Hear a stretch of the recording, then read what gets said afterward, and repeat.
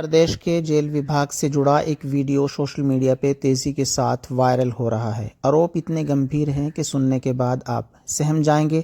एटा jail warden के द्वारा कई वीडियो सोशल मीडिया पे बनाए गए जिनमें बताया गया कि जेलर उनसे मुस्लिम लड़कियों और मुस्लिम औरतों की डिमांड करता है ताकि वो उनके साथ अय्याशी कर सके।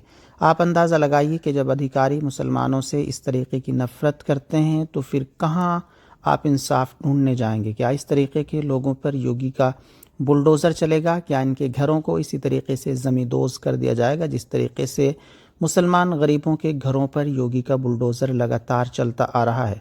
आप वीडियो देखेंगे तो आपको अंदाज़ा हो जाएगा कि मुसलमानों से नफ़रत में पागल हो चुके इस तरीके के अधिकारियों पर क्यों किसी तरीके की कार्रवाई नहीं की जाती और ये लोग खुल्लम खुल्ला किस तरीके से कानून की धज्जियां उड़ाते हैं और किस तरीके से इन लोगों के हौसले इतने बुलंद हैं कि ये अपने से निचले अधिकारियों से लड़कियों की डिमांड करते हैं और लड़कियों में भी इन्हें अय्याशी के लिए मुस्लिम लड़कियां चाहिए। आप इनके जहन, इनके दिल, इनके दिमाग में मुसलमानों की नफ़रत का अंदाज़ा लगा सकते हैं। आप वीडियो देखिए और वीडियो को ज़्यादा लोगों तक शेयर कीजिए ताकि पूरी दुनिया को पता चले कि वही मुल्क जिसको जमहूरी मुल्क कहा जाता है, जहां ये कहा जाता है कि तमाम मज़हब, तमाम धर्म के लोगों को आज़ादी के साथ जीने का अधिकार है, वहां अधिकारियों की सोच किस तरीके की है, वहां बड़े बड़े ऑफिसर किस तरीके से मुस्लिम लड़कियों की डिमांड करते हैं ताकि वो उनके साथ अय्याशी कर सके।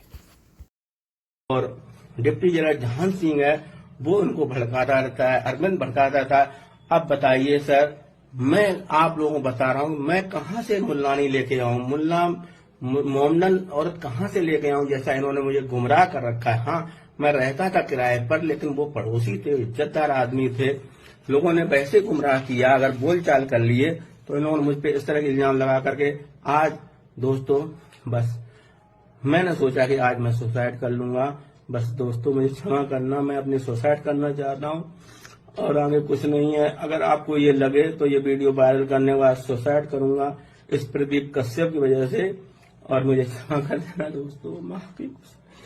मेरा कुछ सुनने वाला नहीं है, अधीक्षक उनके कहने में आ जाता है। पहली नई पोस्टिंग है, जहान सिंह पीछे पड़ा हुआ है मेरे क्या सभी सिपाहियों के साथ, और ये अय्याशी जेलर जो है वो अय्याशी करना चाहता है, चीफ उसको कराना चाहता है, इसलिए परमानेंट चीफ ही कर रहा है। उसको चीफ ही से हटा दिया गया इसलिए कि वो लड़कियों को लेके नहीं आया, इसलिए उसको बीच में हटा दिया जाता है। अब वो मुझे प्रेशर डालता है, जहान सिंह प्रेशर डालते हैं।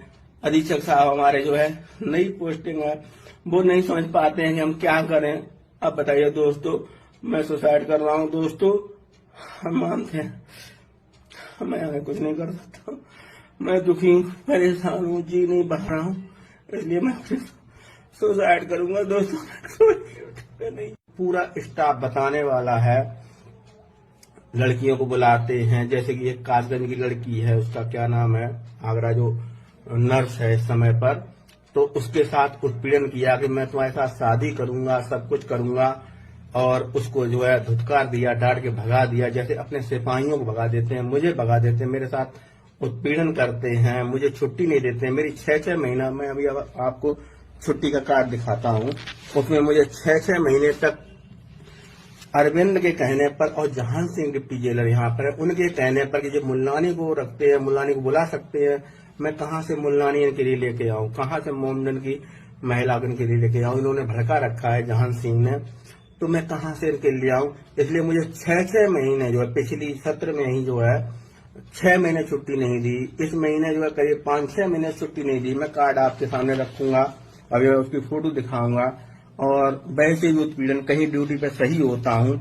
आज ही का वाकया है कि मैं छुट्टी अपने जो है ड्यूटी ऑफ करके आ रहा था, बगिया में गया, मुझे कुछ बात करनी थी बगिया वाले इंचार्ज से, तो वहाँ जो है दुनिया भर का बंदियों के सामने बेइज्जत करते हैं। एक बार भंडारे में जाकर के हमारी ड्यूटी थी, वहाँ गाली गलौज करके आए प्रदीप कश्यप जेलर, तो वो कहते हैं कि मुल्लानी को लेकर के आइए मेरे पास।